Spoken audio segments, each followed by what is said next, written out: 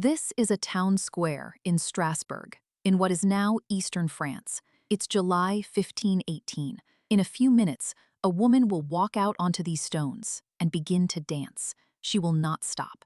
Not that afternoon, not that night, not the next morning, or the morning after that. Her name was Frau Trophäa, and for reasons nobody around her could explain, she danced in the street for days, silent, sweating, expressionless. There was no music, no festival, no wedding. She simply started, and then she could not stop.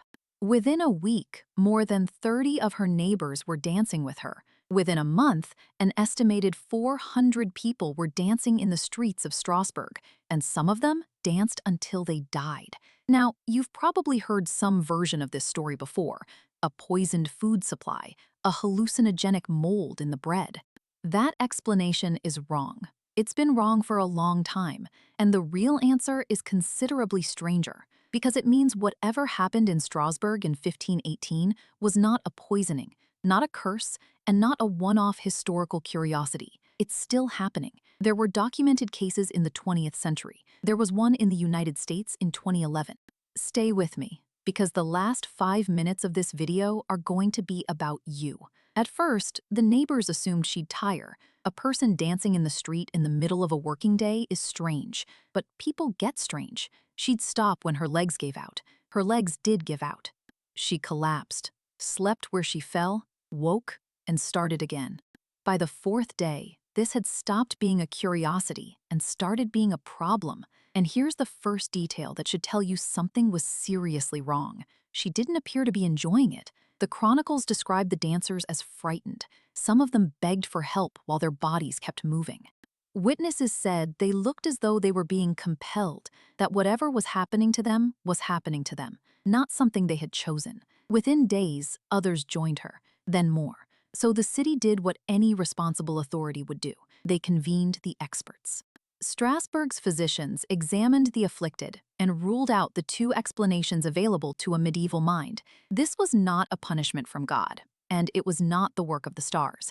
Their diagnosis was medical, drawn straight from the medicine of the day: overheated blood, and the prescription followed logically from the diagnosis. If the blood was overheated, the patient needed to work the heat out of the body. The cure for uncontrollable dancing was more dancing. So the city cleared 2 guild halls. They opened a grain market for the afflicted. They built a wooden stage in the open air.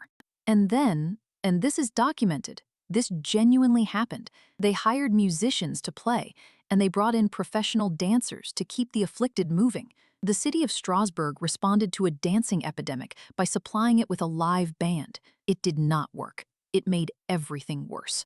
The music drew crowds. The crowds drew more dancers. The stage turned a private affliction into a public spectacle, and the spectacle spread it. At its peak, roughly 400 people were dancing, and people were dying. The chronicles disagree about how many. One source claims 15 a day, which historians treat with skepticism. But the deaths themselves are recorded: strokes, heart failure, exhaustion, bodies pushed past what bodies can do. Eventually, the authorities reversed themselves completely. They tore down the stage, they banned public dancing across the city, and they began loading the afflicted into wagons. They were taking them to a shrine. The shrine belonged to Saint Vitus, a Sicilian martyr, executed as a teenager in the 4th century under the Emperor Diocletian. For most of his afterlife as a saint, he was unremarkable, a name in a calendar, a minor figure. But somewhere in the medieval imagination, Vitus acquired a specialty. He became the saint of dancing, and more importantly, the saint who could inflict dancing. Offend him, the belief went, and he could strike you with a compulsion to dance that you could not control and could not stop. Now, that belief on its own is just folklore. Every culture has folklore. Folklore doesn't put 400 people in a town square. Here's what makes Strasbourg different. This had happened before. In 1374, along the Rhine, in Aachen, in Cologne, in towns across the region, crowds of people had been seized by exactly this. They danced in the streets for days. Contemporaries described them screaming, hallucinating, collapsing. It spread from town to town along the river. And there were smaller outbreaks in the years between.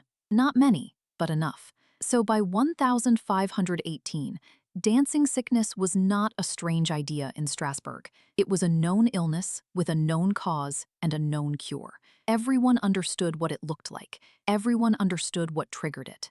Everyone understood that if it took you, you would dance, and you would not be able to stop. Some pilgrims even danced at Vitus shrines deliberately, as devotion, as insurance, as a way of staying on the right side of a saint who could do that to you. Hold on to that, because it's the load-bearing piece of everything that follows. The people of Strasbourg already had a script for this.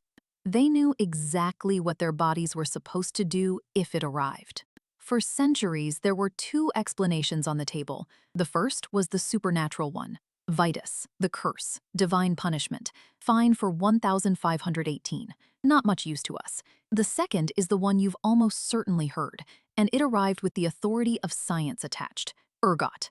Ergot is a fungus that grows on damp rye. It contains alkaloids chemically related to LSD, and eating bread made from infected grain causes ergotism, convulsions, hallucinations, burning pain in the limbs, damp summer, rye-growing region, bread-eating population, people convulsing in the street. It fits so neatly that it became the standard answer for decades. It's also almost certainly wrong, for three reasons. 1. The symptoms are wrong. Ergot alkaloids constrict blood vessels. Severe ergotism cuts circulation to the extremities so badly that limbs blacken and, in the worst cases, are lost. That is not a condition that produces days of sustained, coordinated, rhythmic movement. It's a condition that makes movement agonizing. 2. The distribution is wrong. Bread was shared. Contaminated grain would have hit entire households, children, the elderly, everyone at the table. The dancing didn't work like that. It took some people and left others in the same house untouched. 3. The duration is wrong. This went on for weeks, and it ended not when the food supply changed, but when the dancers were removed from the city. So the poison theory has holes you can put your fist through, which leaves us with a genuinely uncomfortable question. If it wasn't a curse, and it wasn't a poison, then what was moving them? To understand it, you have to understand what kind of year 1518 was in Strasbourg, and it was among the worst years anyone alive there could remember. The harvests had failed. Repeatedly, grain prices had climbed to levels that put bread out of reach for ordinary families. The Rhine had flooded. There were waves of disease moving through the region, including syphilis, which was new, poorly understood, and terrifying.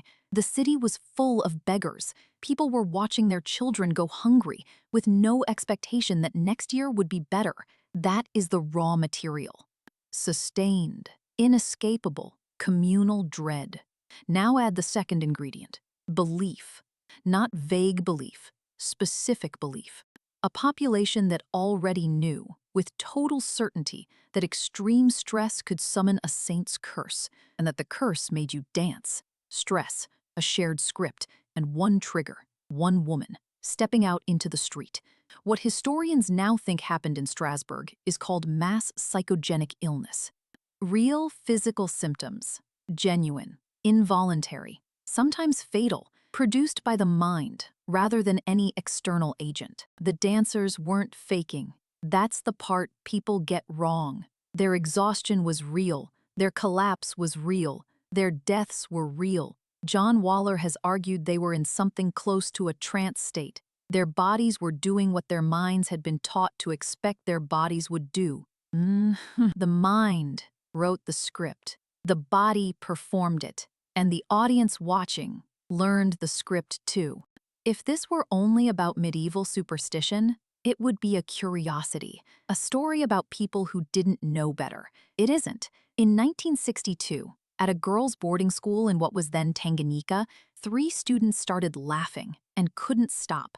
It spread. The school closed.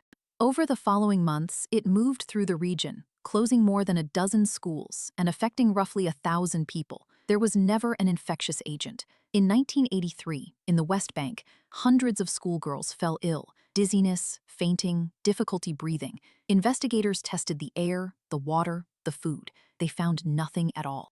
And in 2011, in Leroy, New York, and ordinary American high school teenagers began developing sudden, uncontrollable tics. Nothing was found. Then, the news cameras arrived, and more cases appeared. Every one of these outbreaks produced real symptoms in real people. Every one was investigated seriously, and in every one, the tests came back clean.